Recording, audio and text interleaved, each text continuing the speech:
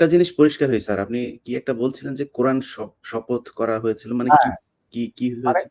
আমি বলি, শোনো, এই যে সেনা পরিষদ, আমরা যখন ভারতে যুদ্ধ করছিলাম, যখন আমরা বুঝতে পারলাম ভারতের গেম প্ল্যানটা, তাদের একটা সুদূর প্রসারী চক্রান্তমূলক আহ, একটা পরিকল্পনা রয়েছে বাংলাদেশকে প্রথমে ক্লায়েন্ট স্টেট, তারপরে অঙ্গভূত করা, সিকিমের মতো। হুম, আর সেখানে লেন্দুদ্দি ছিলেন, আমাদের মুজিবুর রহমানকে বানানো হলো তাজউদ্দিন, আর পরে মুজিবুর রহমানকে বানানো হলো সেই লেন্দুদ্দি। এটা যখন আমরা বুঝতে পারলাম, তখন সমমনা কমান্ডার যারা পলিটিক্যালি কনসিয়াস ছিল ছাত্র জীবনে ধরো বা পরবর্তী জীবনে, তখন আমরা বললাম যে আরে আমাদের তো আসল যে যুদ্ধ সেটা তো হবে স্বাধীনতার পর। ভারতের আগ্রাসী মনোভাব নিয়ে যখন বাংলাদেশকে গিলে খেতে যাবে, সেইটার বিরুদ্ধে আমাদেরকে লড়তে হবে। তার জন্য আমাদের প্রস্তুত থাকতে হবে, প্রস্তুতি এখনই গ্রহণ করতে হবে। তখন আমরা ওই মুক্তিযুদ্ধের আড়ালে আমরা সেনা পরিষদের বীজ বপন করি। তো তোমার মনে থাকার কথা, যদিও Zia Rahman declaration of independence দিয়েছিল, প্রথমে তিনি নিজেকেই অস্থায়ী সরকারের প্রধান হিসাবে দাবি করেছিলেন, মানে ভাষণে বলেছিলেন। পরে ইন্ডিয়ার চাপে উনি থেকে বদলে যে মুজিবুর রহমানের ইনস্ট্রাকশনে আমি এই ঘোষণা দিলাম স্বাধীনতা। এরপরেও কিন্তু তার প্রতি ইন্ডিয়ান সরকার বা আওয়ামী লীগ সরকার কখনোই আস্থা রাখতে পারে নাই।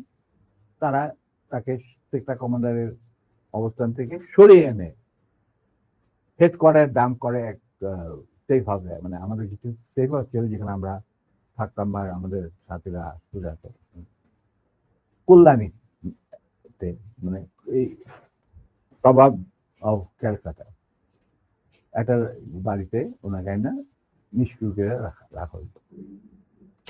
তখন আই ওয়াজ দ্য ওনলি, কেউ জিয়া রহমানের আশেপাশে যায় না, কারণ উনি ভারতের চক্ষুষু, উনি আওয়ামী লীগের চক্ষুষু, তো কে যাবে ওনার সাথে দেখা করতে? তখন কিন্তু আমি, কারণ আমি জিয়া রহমানকে অনেক আগে থেকে চিনি, পাকিস্তান আমল থেকে চিনি, একসাথে কাজও করেছি। যাই হোক, আমি গিয়ে ওনার সাথে যোগাযোগ করি এবং তাকে বুঝাই যে স্যার আপনি ধৈর্য ধরুন, আমরা আপনাকে সহজে হারাবো না। তখন আস্তে আস্তে আমরা তাকে বলি যে আমি এরকম আসল উদ্দেশ্য যে ভারতে, সেটাকে বানচাল করার জন্য এখন থেকে আমরা প্রস্তুতি নিচ্ছি। আপনি কি আমাদের সাথে থাকবেন কি থাকবেন না, সেটা আমাদের তরফ থেকে আমাকে পাঠানো হয়েছে জানার জন্য, কারণ আমি আপনার কাছে সবচেয়ে ক্লোজ ছিলাম পাকিস্তান আর্মিতে, সবাই জানে। আচ্ছা, উনি বললেন কি তোমাদের কর্মসূচি? তখন আমি তাকে আমাদের কর্মসূচি দিলাম, যেটা 25 বছরের একটা কর্মসূচি ছিল। ইলিয়া, তুমি যদি এই কর্মসূচিটা পড়ে,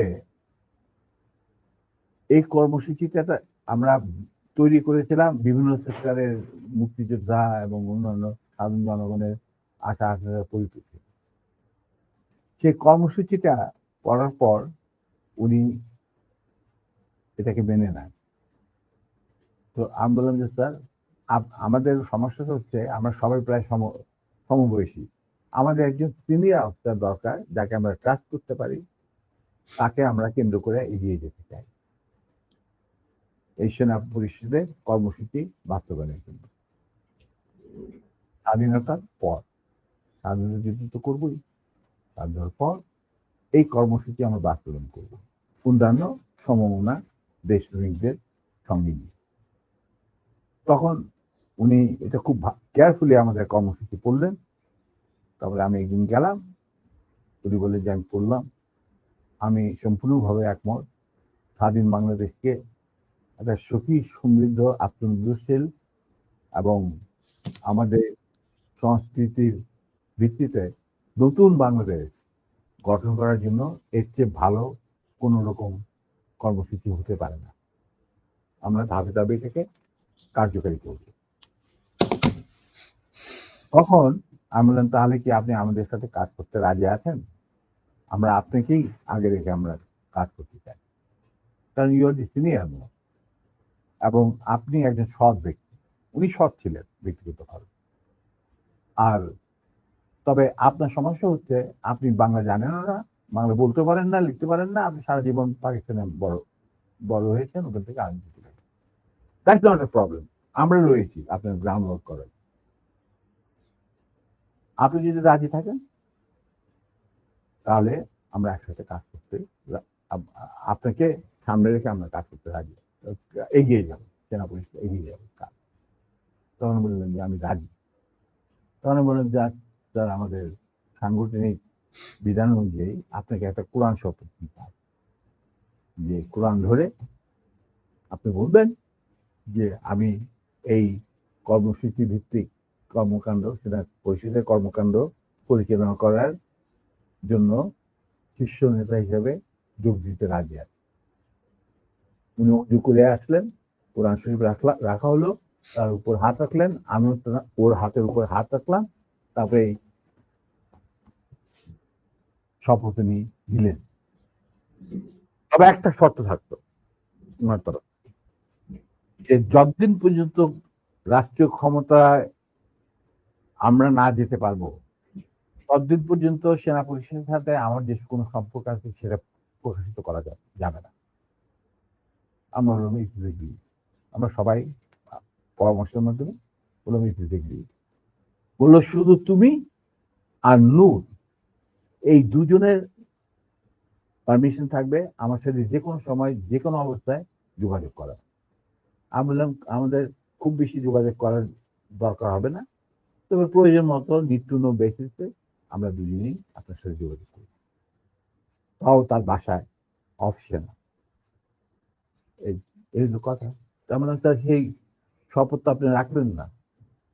আপনি মনে করলেন যে আমাদের বিদেশে রেখে এই ছিড়ায় ছেটায় আপনার আন্ডারই, সরকারের আন্ডারে থাকবো আমরা বিভিন্ন দূতাবাসে।